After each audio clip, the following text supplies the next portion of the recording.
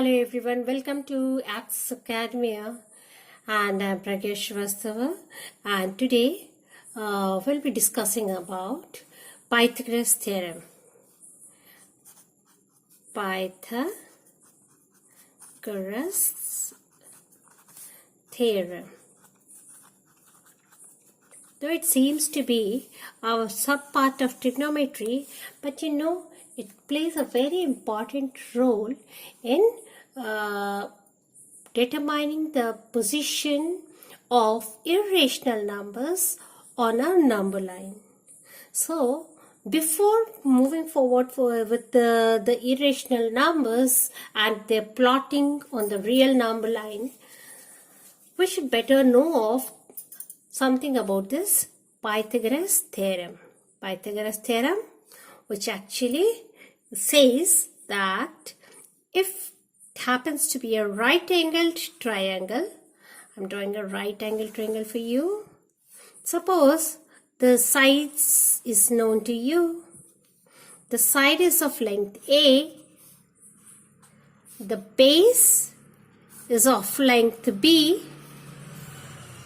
And the third one, the hypotenuse. Hypotenuse is the side opposite the right angle triangle. It's called the longest side and it is called the hypotenuse. Suppose the length of the hypotenuse is given to you and it is actually equal to C. In that case, this being the longest side, you can always say that C is greater than A or B. Then what is this Pythagoras theorem all about?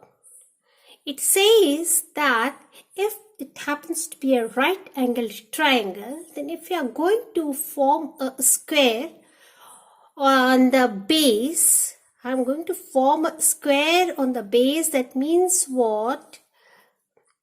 A square of side B units is what I am going to draw here.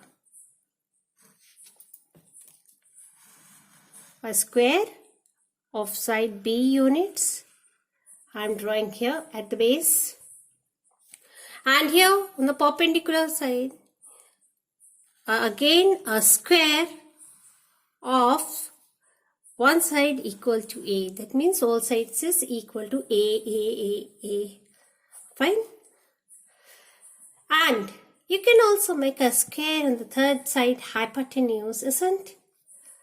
That square will actually, I have not given enough space here, but still you can actually imagine that this is actually a square going up like this.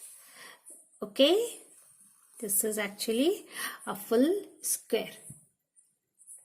Okay, so the Pythagoras actually say that the sum of squares of the sides, that means this is a square of one side equal to A. What is the area? Area will be equal to A square, isn't? This happens to be the base. Then what is the area of the base?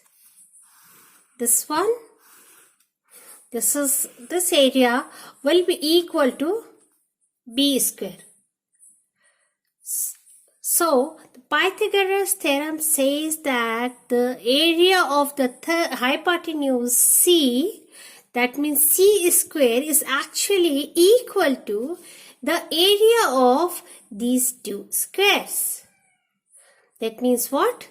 As per Pythagoras theorem,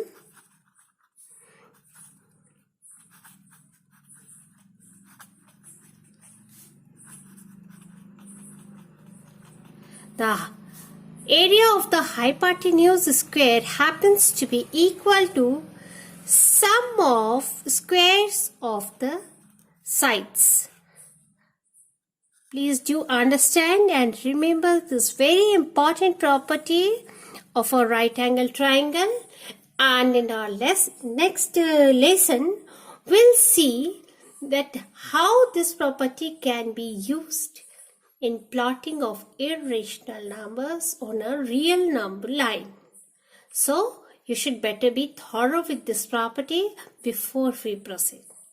By that time, please do take care and do revise the things so that we can proceed to our next lesson. And bye, take care.